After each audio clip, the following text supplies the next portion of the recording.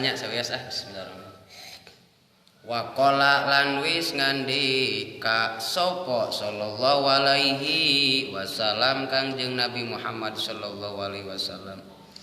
Man takalama bi kalami dunya bil masjidi ahbatallahu amalahu arba'ina sanatan. Man utawi sapa wong iku takalama larasan yasiman bikalami dunya kalawan larasan dunya bil masjidi ing dalam masjid ahbato mangka ngalabur sopo Allahu Allah amalahu ing amale si wong arba'ina ing 40 apane sanatan taun ta eta mah lamun dihartikeun bahasa Jawa lamun di pasantren lamun keur ka masyarakat mah keur ka model bapak kieu da moal ngarti terkecuali para bapak sadayana pernah masantren baheula eta mah bahasa santri lamun dikobong sok dilogatan we baheula mah ku bahasa Jawa.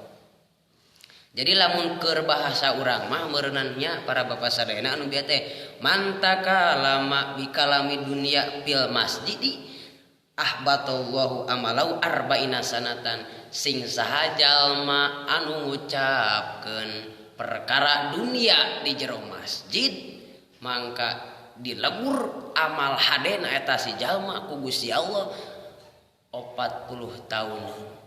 Lamun seug mah urang boga amal hade ladang 40 tahun urang ayeuna dilebur ku Gusti Allah kusabab lamun urang ngomongkeun perkara di dunia di masjid.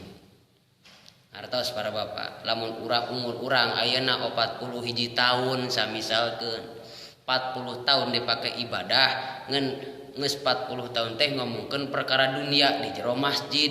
Saur Kangjeng Nabi tah ladang amal hade urang, ladang tahajud, ladang duha, ladang hade kata tanga jeung ka pamajikan ngan kusabab ngomongkeun perkara dunia di jero masjid mangka 40 tahun ladang amal hade urang eta dilebur ku Gusti Allah. Naudzubillahi min dalik kumargi sakitu peker ka para bapak sadayana keur ka jamaah khususna ulah sok ngomongkeun perkara dunia di jero masjid karena 40 tahun amal ibadah urang dilebur ku Gusti Allah. Ladang capek urang, ladang duha urang, ladang tahajud urang, ladang gawe hade urang dilebur ku Gusti Allah lamun urang ngomongkeun perkara dunia di jero masjid. Itulah para bapak sadayana.